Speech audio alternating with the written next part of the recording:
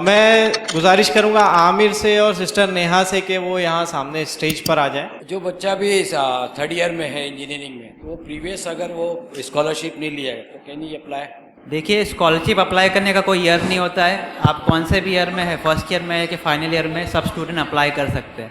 Particular scholarship होती है, जैसे अगर गवर्नमेंट की देखेंगे तो वो एवरी ईयर अप्लाई होती है।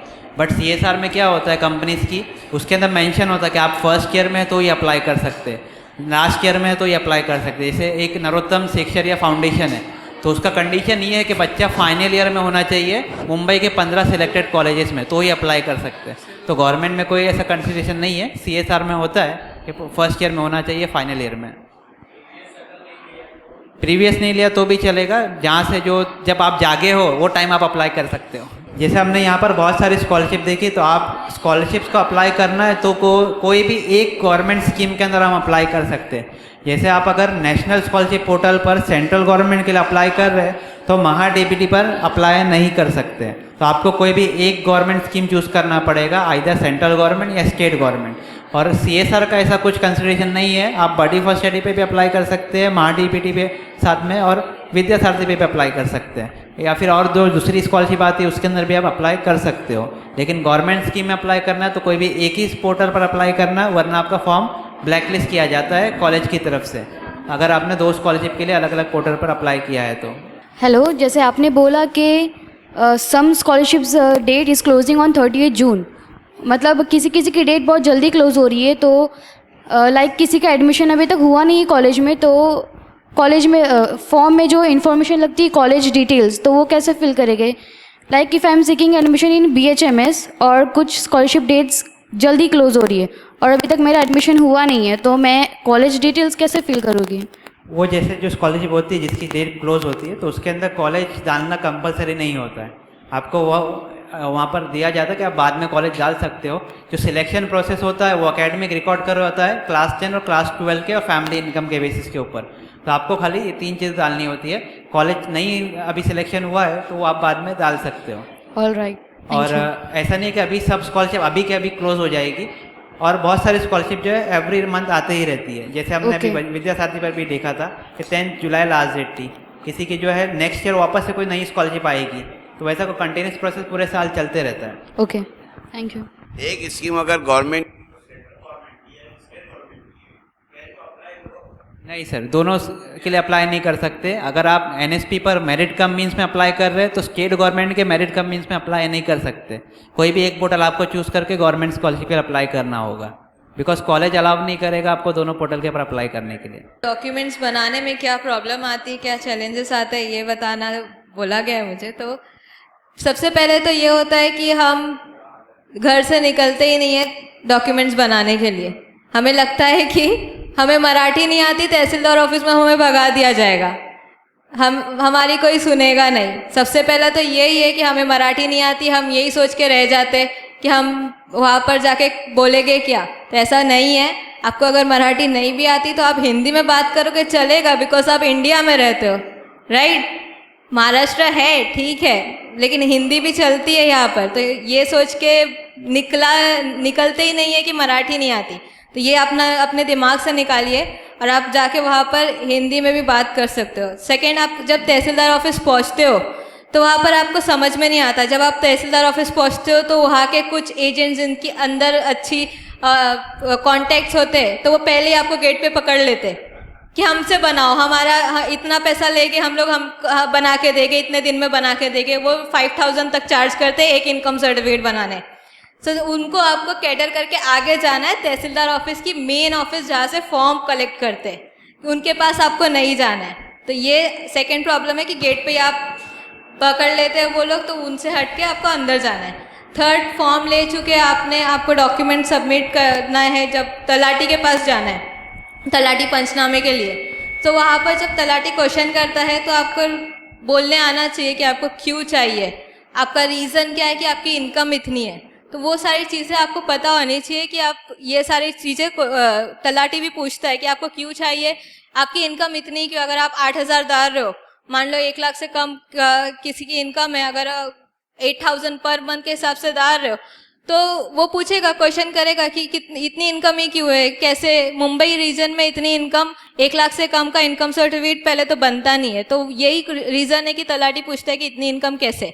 सो वो सारे आंसर्स आपको देने आने चाहिए, जो भी क्वेश्चंस आपको तलाटी पूछता है। तो उसके लिए पहले से प्रिपेयर होके जाइए कि हाँ ये सारे क्वेश्चंस हो सकते हैं, मुझे इसको ऐसे जवाब देना है, इसका आंसर ये, जैसे एग्जाम्स के लिए प्रिपेयर करते हो आप कि इसका आंसर ये, आपको वहाँ पर बोलने आना चाहिए कि हमारी कंडीशन अच्छी नहीं है, या फिर जो पेरेंट्स का अगर कुछ इशू है कि कुछ अर्निंग नहीं है, सो वो सारे रीजंस आपको देने आने चाहिए वहाँ पर। थर्ड फिर ये हो गया। उसके बाद आप जब सबमिट करने चाहते हो फॉर्म तहसीलदार ऑफिस में, तो वहाँ पर आपको बराबर से फॉर्म सबमिट करते वक्त कुछ डॉक्यूमेंट्स का प्रोसेस होता है, सो वो बराबर से करना आना चाहिए। वहाँ पर जाके लाइन होती है, तो इतना लाइन में हम क्यों खड़े रहे, ये सारी चीज़ें नहीं होती। गवर्नमेंट का प्रोसेस है, लाइन तो होगी, गवर्नमेंट ऑफिस में जा रहे हो तो लाइन तो होगी, तो लाइन देख के रिटर्न नहीं आना है हमें वही लाइन में खड़े रह के अपना काम करके लेना है जो हमारे लिए इम्पोर्टेंट है। चार्जेस कम है, 100 रुपीज़, मोस्टली ज़्यादा से ज़्यादा 100 रुपीज़ में ही बन जाता है। अगर आप सही से पूरी इन्फॉर्मेशन के साथ जा रहे हो तो 100 रुपीज़ में तहसीलदार ऑफिस से डायरेक्टली आप बना सकते हो। इसके बाद जब आप दूसरा ऑप्शन जो है आपका महाई सेवा केंद्र का, सो महाई सेवा केंद्र के एजेंट्स के पास आपको 400 to 600 जैसे मैंने बताया कि वेरी होता है, तो वो चार्जेस आपको लगते हैं। तो आपको दोनों चीज़ों की इन्फॉर्मेशन होनी चाहिए कि मुझे इसमें कैसे बनाना है, उसमें कैसे बनाना है। आपको अगर जहाँ सूटेबल लगता है आपको, आप वहाँ से बना सकते हो। अगर आपको कुछ इन्फॉर्मेशन नहीं आ रही, आप इन्फॉर्मेशन ले भी नहीं पा रहे हो किसी से कि कैसे बनाना है, तो एक बार महाई सेवा केंद्र विजिट करके एक बार उनसे बना लीजिए और थोड़ी बहुत इन्फॉर्मेशन उनसे ले लीजिए कि कैसे बनाते, तो ताकि आप जब नेक्स्ट ईयर बनाओगे तब आपको आइडिया रहेगा कि कैसे बनाते और आप बना सकोगे। और जैसे EWS सर्टिफिकेट का कभी इशू आता है, आप EWS सर्टिफिकेट बनाने जाओ तो आपको बोला जाता है कि आप OBC में आते हो तो आपको भगा दिया जाता है। तो वो भी टैकल करना चाहिए कि आपको पता होना चाहिए कि आपका जो सरनेम है वो OBC लिस्ट में नहीं है। तो आप EWS सर्टिफिकेट बनाने आए हो तहसीलदार के पास, तो आपको वहाँ पर ये जवाब देना है कि मेरा सरनेम OBC में नहीं है, मेरे पास कोई OBC की कास्ट वैलिडिटी सर्टिफिकेट नहीं है, I am a general category student, इसलिए मैं EWS बनाने आया हूँ। तो एक मेजर चैलेंज है, कभी आपको टैकल करना पड़े तो ये ध्यान में रखिए। Excuse me, I have a doubt regarding EWS certificate. मतलब हमारे ग्रैंडफादर का लिविंग सर्टिफिकेट नहीं है और बर्थ सर्टिफिकेट भी नहीं है, तो 1967 के बिफोर का कोई प्रूफ ही नहीं है, तो फिर नहीं बनेगी क्या? स्टेट गवर्नमेंट का EWS नहीं बनेगा, सेंट्रल गवर्नमेंट का बनेगा। जैसे अगर नीट का काउंसलिंग होती है तो स्टेट गवर्नमेंट की भी होती है, सेंट्रल की भी होती है। तो सेंट्रल में आपको अगर EWS के लिए कोटा में अप्लाई करना है तो वो वहाँ पर बन के अप्लाई कर सकते हो, लेकिन स्टेट गवर्नमेंट के इसमें नहीं कर पाओगे क्योंकि तुम्हारे पास 1967 का कोई प्रूफ ही नहीं है। प्रूफ अगर रहेगा कोई भी डॉक्यूमेंट तो भी चल जाएगा। जैसे 7/12 का उतारा होता है, ज़मीन का पेपर हो गया, वो भी चल जाता है। तो योर विश अगर है तो सर्च करो, फ़ायदा ही मिलेगा, पूरे ज़िंदगी भर काम आएगा। UPSC में भी काम आएगा, सब जगह गवर्नमेंट सर्विसेज में भी काम आता है। Thank you. आपने बोला गवर्नमेंट में मल्टीपल स्कॉलरशिप्स में अप्लाई नहीं कर सकते, फॉर एग्जांपल प्राइवेट जैसे SDFC हो गया, कोटक हो गया और भेल हो गया, जैसे ये सब सारे जो प्राइवेट है तो इसमें मल्टीपल हाँ वहाँ अप्लाई कर सकते हैं, लेकिन वहाँ क्या होता है, वो एक कैप होता है उसके अंदर। आपकी फ़ीस वहाँ पर आप पूरी अपलोड करते हो तो वो मैक्सिमम अमाउंट आपका जितना है आपको उतनी स्कॉलरशिप दी जाती है, उससे ज़्यादा अमाउंट आपको अब फिर दिया नहीं जाता है। तो वो पूरा वेबसाइट में ट्रैक होता है कि आपको अगर 1.5 लाख रुपए स्कॉलरशिप आपको चाहिए तो 1 लाख एक JK लक्ष्मी ने दिया, दूसरा 50,000 किसी और कंपनी ने दिया, तो वो अगर वहाँ पर फिल हो गया तो आप जितनी भी और स्कॉलरशिप अप्लाई करो फिर आपको और स्कॉलरशिप नहीं मिलती है। आप जब तक अप्लाई कर सकते हो तब तक मतलब आपकी फ़ीस जो है कवर ना हो जाए। ठीक है, जज़ाकल्लाह। 2 मिनट और तशरीफ़ रखिए।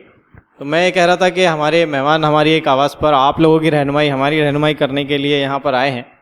ये ख़ुद भी इंजीनियर्स हैं, इन्होंने इंजीनियरिंग की पढ़ाई की है, प्रोफेशनल्स हैं, काम करते हैं, लेकिन इसके साथ साथ जो है काफ़ी कंट्रीब्यूट किया है इन्होंने पिछले 10 साल से स्कॉलरशिप्स और करियर गाइडेंस और इस तरह की चीज़ों से रिलेटेड, ख़ास तौर पे स्कॉलरशिप से रिलेटेड बहुत सारा काम किया है, लोगों को गाइड किया है।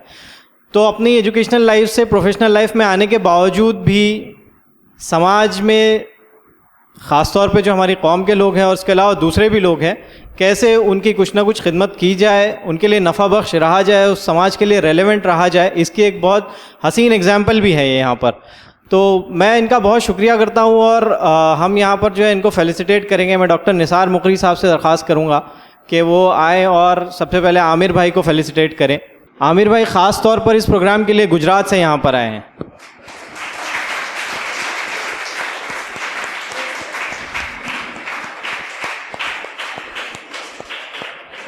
इसके बाद मैं GIO की ज़िम्मेदार समीन मोमिन से दरख्वास्त करूँगा कि वो आए और यहाँ पर सिस्टर नेहा नूरले को फेलिसिटेट करें।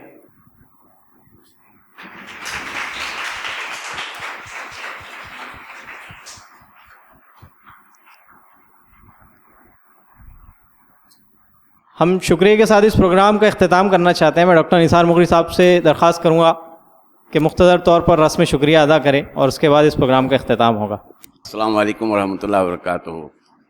मैं समझ रहा हूँ कि बहुत सब लोग भूख से पेट में चूहे दौड़ रहे होंगे, तो मगर ये बहुत ज़रूरी है कि सबसे पहले हम अल्लाह ताला की ज़ात का शुक्र अदा करें कि उसने ये प्रोग्राम करने की हमें सआदत दी और बहुत खूबी आखिर तक प्रोग्राम बड़े इत्मीनान उससे हुआ।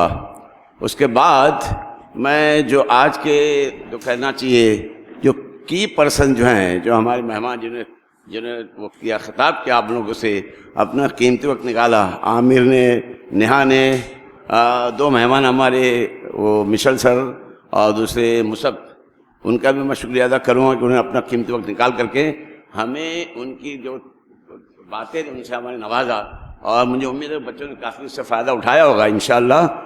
इसके साथ भी मैं हमारी जो कल्याण के जो आए हैं यासिर भाई जो आए हैं, जिन्हें पूरा प्रोग्राम अपलोड किया है और मुस्तक़बिल हम उससे इससे इस्तेफादा करते रहेंगे, उनका भी मैं मशकूर हूँ। उसके बाद मैं ये स्कूल के जो मैनेजमेंट हैं, तला मोमिन साहब, खीफ साहब और जावेद अंसारी साहब, उनका भी बहुत हम मशकूर हैं कि उन्होंने इस हॉल को हमें इस्तेमाल करने की इजाज़त दी और इतने खूबसूरत हॉल में हमारा प्रोग्राम हुआ। और आखिर में last but not the least audience, जो हमारे बच्चे हैं, जो की है समझे, उन्हें प्रोग्राम को कामयाब बनाने में भरपूर जो है ताउन इस हालत में की है कि मैक्सिमम अटेंडेंस रही है। मैं समझता तकरीबन हॉल पूरा भरा था। और इन बातों के साथ मैं एक बार शाहीन कालूकी साहब को इसकी मुबारकबाद दूंगा। वो हमारे अमीर मकामी हैं, उन्होंने बहुत मेहनत की है। उन साथ ही में जितने वॉलंटियर हमारे यंग, जो SIO के हो, जमात के हो, फलायम के हो, MPJ के हो, उनका मैं बहुत हम शुक्रिया अदा करते हैं। Thank you all the best. Thank you.